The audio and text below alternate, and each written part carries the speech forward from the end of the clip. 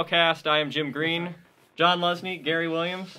Yeah! We have so much freedom now. We're going to be trying a couple new things. For the inaugural editorial show, we had DICE convention this week. Shane Kim got interviewed. Gamasutra did a great write-up, kind of broke it down into categories. We're going to basically take that, our thoughts, our opinions on Shane Kim's interview and the state of Microsoft at the moment. Yeah. So what do you guys want to start with? Well, let's talk a little bit about Shane Kim. I mean, he started off at Microsoft in 1989 as an intern, so he's pretty much like a purebred Microsoft boy. But I like him just because he's much more candid than most of the other Microsoft guys, and he's still playing for his team and he's not divulging anything that he shouldn't. But at the same time, he plays pretty open. So it was with some guy from what, the New York Times? Yeah, it was Scheisel. Yeah, he basically came out. We're going to cover 4 of the sections here. First one is, obviously, last year, Microsoft Game Studios lost 3 pretty big development studios. They lost Bungie, they lost BioWare, and they lost Bazaar. So, I mean, the big one, obviously, we'll just start with that.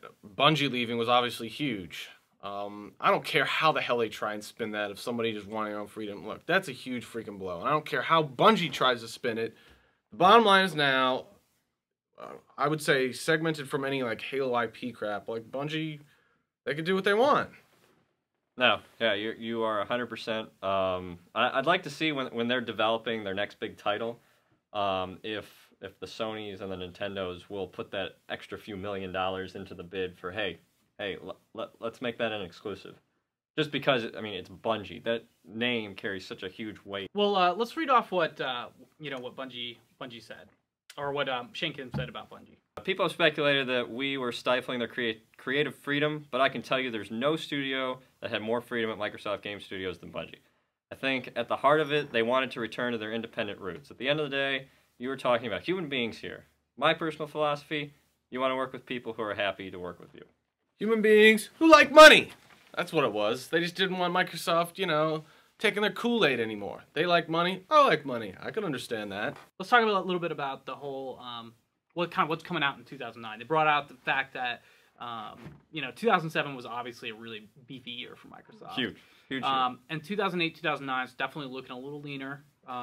We don't really know about it. Listen, don't sugarcoat it. We don't know shit about what they're doing. And Shane Kim even came out. He's like, oh, we got Fable 2, Halo Wars, and Alan Wake. Are you fucking kidding me? These games stack are the those future. 3 games up against what came out in 07, and then but we haven't talked about stuff yet.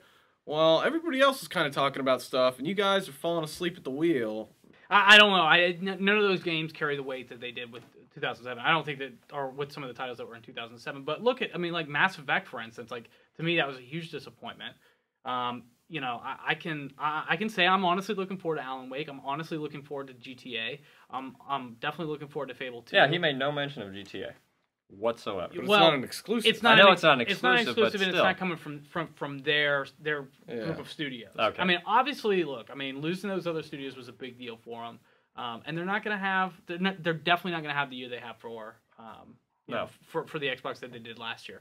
But at the same time, I mean, look, you can't always have like a blockbuster year. You're going to have some years that are better than others.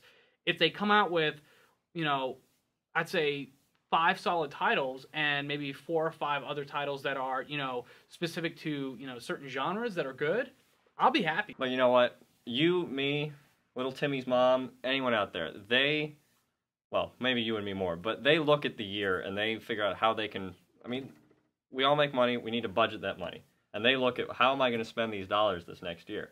So if Microsoft's not coming out and saying, oh, we're going to have this title, this title, this title, I'm going to have that money budgeted someplace else. Unless it's some awesome title that I'm like, must buy, I will knock this off my list. Yeah, I definitely see where you're coming from there. And I think they do need to get their ducks in a row as far as, what they're going to push marketing-wise. Because, regardless of what their lineup is, good or bad, they are not pushing the game. Yeah, even you... As excited as you may be for Alan Wake, what the hell? When was the last time we saw a video for Alan Wake? Like GDC 08. Yeah. Or 07. It was so long ago. And Fable 2. the bottom line is we've hardly heard anything. Sure, they have those titles, but we don't have any media. They're not pushing it at all. It's not in our face. I mean, if anything, Nintendo and Sony are doing more to get their product out there in front of us. Yeah. So, I mean, that leads us to the focus, exactly where they're going. Is Microsoft Game Studios taking that? I mean, are they leading their own platforms?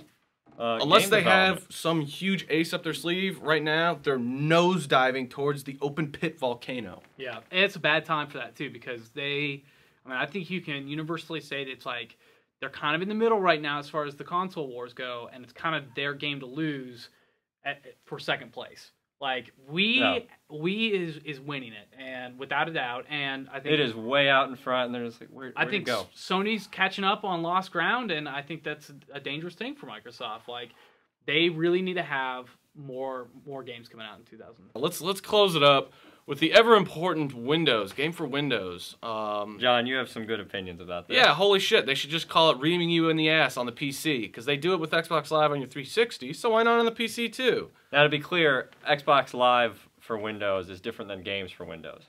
There's Games for Windows Live. It's such a clusterfuck. Honestly, I don't know what the fuck is going on with it. Games for Windows is just a brand name that they tooled. It's basically games on PCs.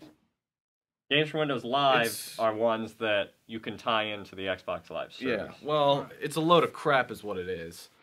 It is. I mean, he talks about some competitive advantage that they're trying to get. Yeah. Okay, let me tell you the competitive advantage. Steam has it, and they're fucking handing you your lunch right now. 15 million Steamworks just came out. Oh my god, they're running a fucking train of gangsters on your asshole. Well, it's fucking ridiculous. 15 million subscribers. 15 million.